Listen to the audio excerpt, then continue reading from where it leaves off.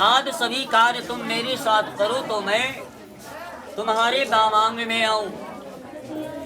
ये प्रथम वाक्य कन्या ने कहा। फिर दूसरा वाक्य कहा, यदि तुम हाब देकर देवताओं की और काव्य देकर पितरों की पूजा करो तो मैं तुम्हारे दामांग में आऊं। फिर तीसरा वाक्य कहा, यदि तुम परिवार की रक्षा और पशुओं का पालन करो तो मैं तुम्हारे दामांग में आऊं। फिर चौथा वाक्य कहा, यदि तुम धन धान आदि का आय व्यय मेरी सम्मति से करो तो मैं तुम्हारे दामांग में आऊं।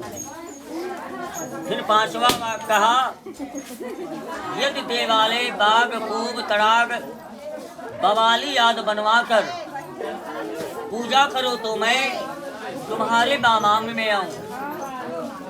फिर छठवा वाक्य कहा, यदि तुम नगर में अथवा किसी और शहर में जाकर वाणिज्य व्यवसाय आदि करो तो मैं तुम्हारे दामांग में आऊं। फिर सातवां वाक्य कहा, यदि तुम किसी पराई स्त्री को स्पर्श ना करो तो मैं तुम्हारे दामांग में आऊं। इस तरह जब कन्या के साथ वाक्य पूरे हो जाते हैं तो वर भी कन्या से कहता है, ठीक है मैं तुम्हारे 7 वाक्यों को पूरा करूंगा, लेकिन मेरे भी 5 वाक्य हैं जो तुमको निभाना है।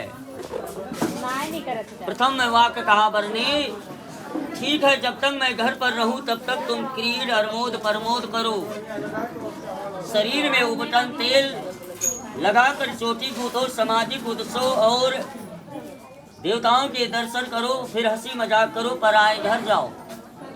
पर जब मैं घर पर न रहूं, परदेश में रहूं, तब इन सभी बातों से मुंह मोड़ लेना होगा। ये प्रथम वाक्य वर ने कन्या से कहा। दूसरा वाक्य कहा, विष्णु अग्नि ब्राह्मण स्वजातीय भाई बंधु और 5वें ध्रुव तारा, ये सब मेरे इस विवाह के साक्षी हैं। तीसरा वाक्य कहा, हमारे चित्त के अनुकूल चित्त रखना और हमारे वाक्यों का उल्लंघन नहीं करना। जो कुछ मैं कहूँ उसको सदा अपने हृदय में रखना। इसी प्रकार मेरे पतिव्रत का पालन करना होगा।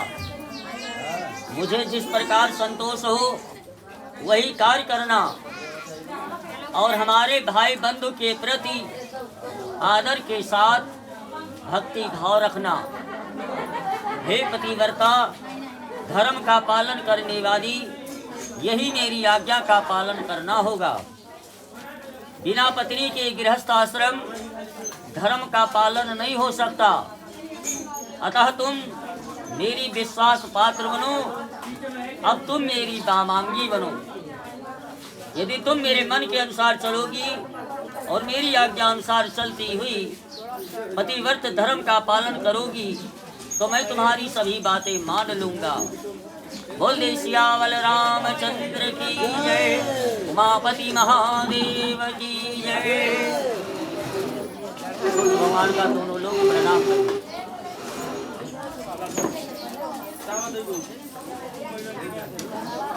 ए बहनी, सिंदूर भरवा तो नहीं।